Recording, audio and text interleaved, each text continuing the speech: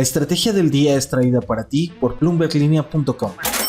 Muy buenos días, miércoles 1 de julio, el día en el que se definen los caminos para el TEMEC. Ahora sí, ¿cuáles son las acciones más rentables del S&P 500 al primer semestre del año? El cierre del estrecho de Hormuz benefició a otra vía marítima importante. En el mundo de las startups más prometedoras, no todas se obsesionan con salir a bolsa. Hay un presidente que busca un tercer mandato y hay un revés a Trump en la corte. No olviden hacer clic al botón de seguir del podcast, activar la campana para que puedan recibir la alerta de un episodio nuevo cada mañana. ¿De qué estamos hablando? Hora de la verdad para México, Estados Unidos y Canadá y su acuerdo comercial, el TEMEC. Un 1 de julio de hace 6 años, este tratado que sustituyó al Telecán entraba en vigor en medio de la pandemia. Y esta entrada en vigor contempló un periodo de vigencia de 16 años con periodos de revisión automáticos cada 6 años, a manera de que se revisara su cumplimiento. 6 años después, este 1 de julio, el TEMEC hace uso de este mecanismo de revisión por primera vez. El mejor escenario precisamente considera esa renovación en automático, que continúe dando certidumbre a empresas e inversionistas de inmediato, todos contentos por otros 16 años.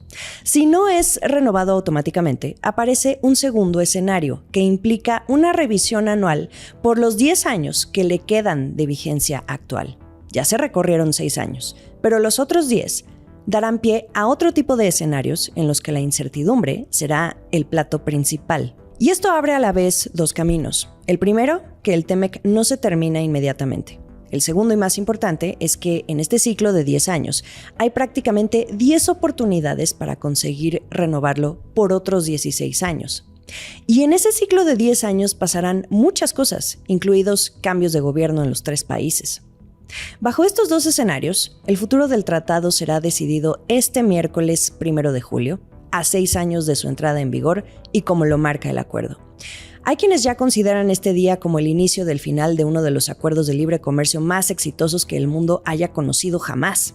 Otros llaman a que no se desvanezca y muchos otros se hacen a la idea de iniciar una nueva relación comercial trilateral con esos cortes de caja anuales para revisar el tratado, acostumbrándose a los aranceles ya impuestos y que contradicen a la naturaleza del tratado, hasta que se abra la primera ventana de oportunidad en esos próximos 10 años para renovar el acuerdo por 16 años más. Como un videojuego, si el TEMEC no se renueva automáticamente y se opta por las revisiones anuales por 10 años, hasta 2036, que es la vigencia original del acuerdo, México, Estados Unidos y Canadá tienen 10 vidas para salvarlo, 10 oportunidades. Porque lo que nadie quiere es llegar al tercer escenario, el que todos quieren evitar. Ese es que el TEMEC verdaderamente se termine.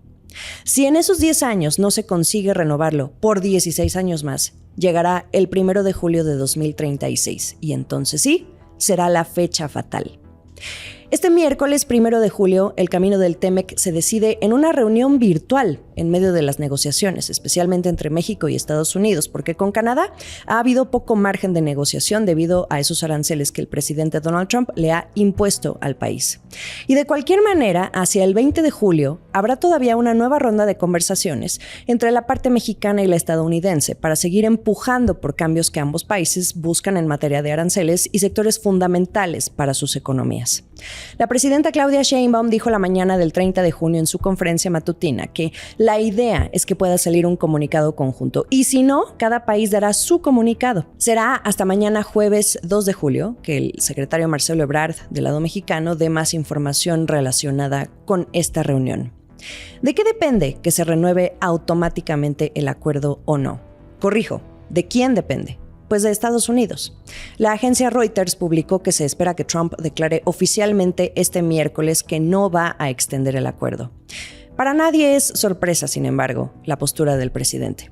La última vez que Trump esbozó este escenario fue en París, en el marco de la cumbre del G7. Él dijo que preferiría no renovarlo.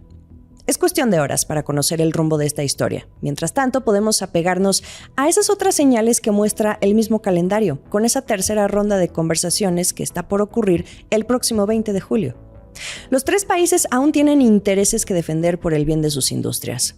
Algunos ex negociadores de este tratado, con los que he hablado en las últimas semanas, apuntan a un proceso más largo de lo que marca el calendario original.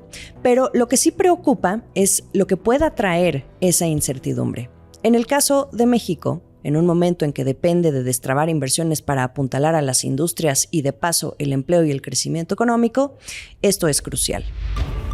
Inversiones.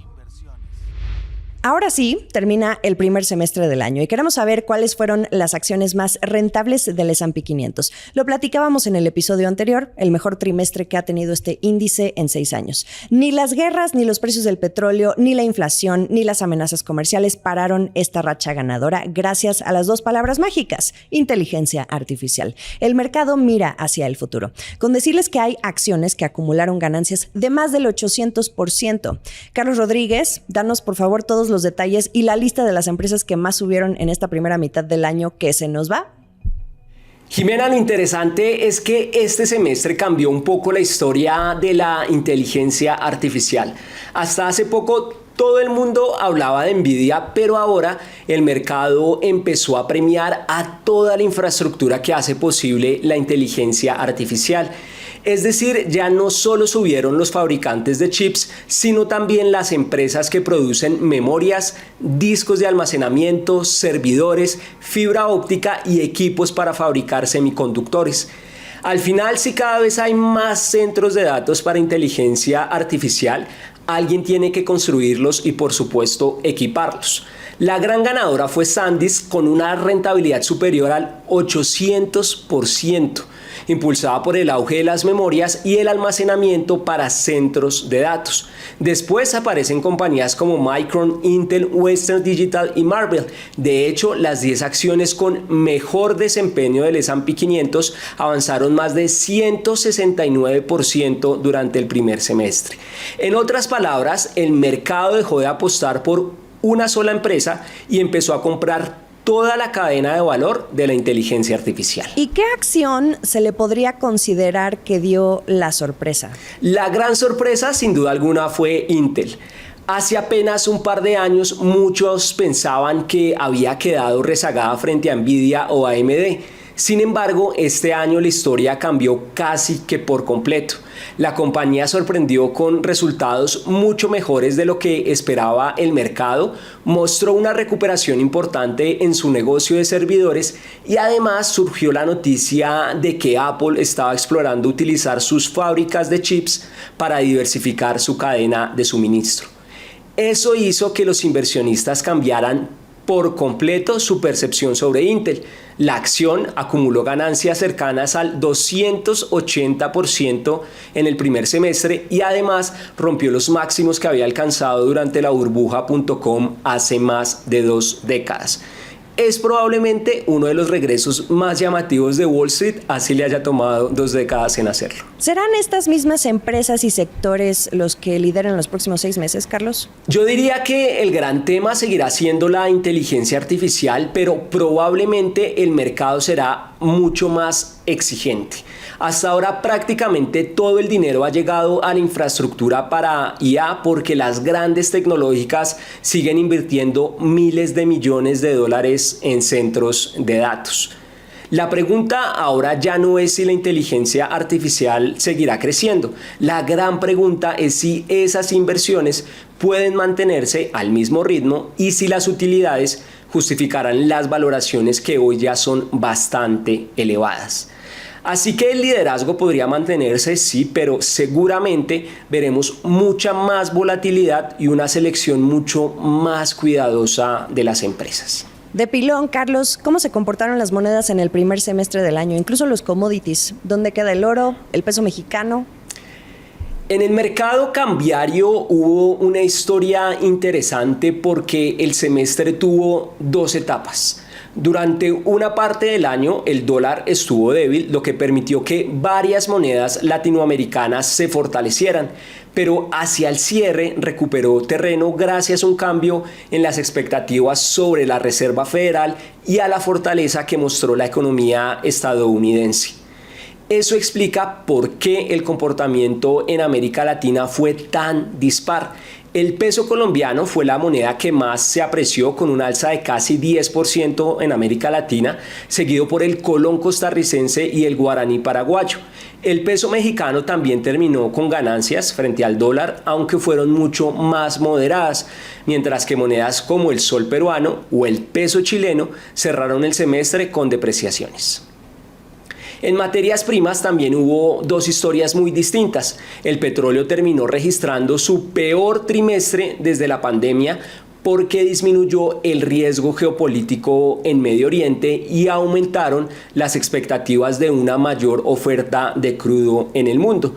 En cambio, el oro, aunque sigue por encima de los $4,000 la onza, cerró su peor trimestre desde 2013, porque una economía estadounidense más fuerte y una Reserva Federal que sigue siendo muy cautelosa con los recortes de tasas le quitaron parte del impulso que había tenido durante los últimos 2 años. En resumen, rápidamente, Jimena, el primer semestre dejó una conclusión muy clara. Wall Street sigue apostando por la inteligencia artificial, pero ya no solo compra a quienes desarrollan los modelos, sino que también a quienes construyen toda la infraestructura que hace posible esa revolución.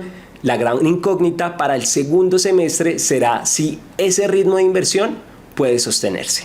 Gracias a Carlos Rodríguez por sus apuntes. Él es editor de mercados en Bloomberg Línea y pueden leerlo en Línea de Mercado todos los días, que es el newsletter que envía con lo más interesante que ocurre alrededor de los mercados. Les dejo el link en la descripción del episodio.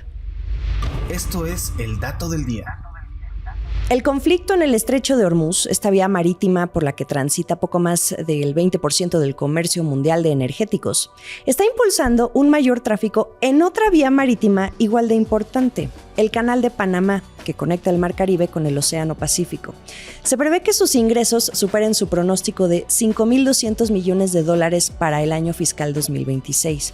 Lo que pasó fue que los buques de gas natural licuado vieron una opción B en el canal, luego de que los compradores en Japón, China y Corea reemplazaran a los productores en Medio Oriente, como Qatar, por proveedores estadounidenses. También aumentó el número de petroleros que transportaban crudo estadounidense a Asia a través del canal. Ilia Espino de Marota, quien es la nueva directora de la Autoridad del Canal de Panamá, desmenuza el dato. Cuando el cierre de Hormuz estaba en su momento más crítico, el canal gestionaba entre 40 y 41 barcos al día, por encima de los 34 o 35 que habitualmente transitan. Actualmente estos países de Asia, por cierto, siguen siendo clientes de Estados Unidos, con todo y que ya reabrió el estrecho de Hormuz. La voz. Mientras la atención está puesta en la próxima salida a bolsa de OpenAI y Anthropic, hay una startup en Latinoamérica que definitivamente no tiene prisa y, debo agregar, nos lo deja claro cada año. Eso sí, se ha vuelto costumbre, para no dejar, preguntarle cómo van esos planes. Capaz si un día nos sorprenden. Hablo de Rappi, esta empresa colombiana del sector de delivery que se convirtió en el primer unicornio de su país. La urgencia por debutar en el mercado no está en sus planes, pero sí la consolidación del crecimiento en ciudades intermedias y en estratos medios, especialmente en Colombia, además de cuidar la rentabilidad. La empresa, que ya lo es, por ahora quiere reinvertir el 100% de sus utilidades en el negocio. Así que por esta razón, desde Rappi dicen, no nos obsesiona salir a bolsa. Escuchemos a Matías Lax, Country Manager de Rappi en Colombia, en una entrevista con Bloomberg Línea desde Bogotá, en donde platica un poco sobre esta visión que tienen. No es el objetivo de obsesivamente salgamos a bolsa. Eso no. Eso distrae mucho. En la medida que tengamos un negocio que tenga un impacto brutal en el ecosistema, que crezca como un berraco y que además genere plata y sea rentable, nos va a dar la capacidad de poder ser una empresa pública. Y ser una empresa pública nos va a dar la capacidad de iluminar el faro más fuerte. Y si iluminamos el faro más fuerte, vamos a tener la capacidad de poder atraer más fondos para nuestra región. Si traemos más fondos para nuestra región, vamos a poder crecer aún más, ¿no? Y cuando digamos quiénes son las empresas líderes de delivery en Latinoamérica, ahí van a haber empresas que nacieron en Latinoamérica y no empresas que nacieron en otras regiones, ¿no? Eso es nuestro propósito. América Latina. En medio de una reconfiguración política en la región de América Latina, el presidente de El Salvador, Nayib Bukele, aspira a un tercer mandato consecutivo y ya dejó ver la preinscripción a las elecciones generales de 2027 con una fotografía. Estamos hablando de un presidente que impulsó su popularidad mediante un régimen de excepción contra las pandillas y la construcción de aquella mega cárcel del Secot. Bukele llegó al cargo en 2019 y fue reelecto en 2024. En principio, tenía que gobernar hasta 2029, pero una reforma a la Constitución aprobada el año pasado por la Asamblea Legislativa, donde su partido tiene mayoría, adelantó las elecciones para 2027. La reforma además extendió el periodo presidencial, por lo que el ganador de las elecciones presidenciales liderará al país de 2027 a 2033. Si Nayib Bukele resultara vencedor en las elecciones, en 2033 podría sumar entonces 14 años en la presidencia. En diciembre de 2025, Bukele dijo que le gustaría continuar 10 añitos más en el poder. Sin embargo, en ese momento dijo que su deseo no implicaba que eso fuera a suceder. El último sorbo. En Estados Unidos, un revés al presidente Donald Trump. Una Corte Suprema de Estados Unidos dividida rechazó las restricciones que propuso al derecho a la ciudadanía por nacimiento, invalidando uno de los pilares centrales de su agenda migratoria. El argumento fue que esta orden ejecutiva que Trump firmó pocas horas después de asumir la presidencia el año pasado es incompatible con la 14ª enmienda de la Constitución, que durante décadas ha sido interpretada como una garantía de ciudadanía para prácticamente todas las personas nacidas en territorio estadounidense. El caso puso a prueba lo que significa ser estadounidense. La orden de Trump pretendía restringir la ciudadanía por nacimiento a los bebés con al menos un progenitor que fuera ciudadano estadounidense o titular de una green card, lo que afectaba a unos 250,000 niños nacidos cada año de inmigrantes indocumentados y visitantes temporales. Por parte del ala demócrata se dijo también que la orden podría haber despojado a millones de estadounidenses actuales de su ciudadanía, así como de su derecho a votar y a obtener pasaportes. Trump intentó minimizar esta sentencia diciendo en sus redes sociales que se podría compensar fácilmente esto en el Congreso mediante una legislación, su especie de plan B. Inicia ahora sí oficialmente la segunda mitad de este año 2026. Lo mejor de la información económica y de negocios está aquí en La Estrategia del Día. Estamos en Spotify, Apple, Amazon. Recuerden que pueden ver la transmisión diaria en video por YouTube y por ex-Twitter, @LaEstrategiaMX. En Instagram sigan a La Estrategia del Día y a mí me encuentran como Jimena Business. ¡Feliz inicio de mes! Esta fue La Estrategia del Día, escrito y narrado por Jimena Tolama, producido por Arturo Luna y Daniel Hernández. Que tengas un día muy productivo.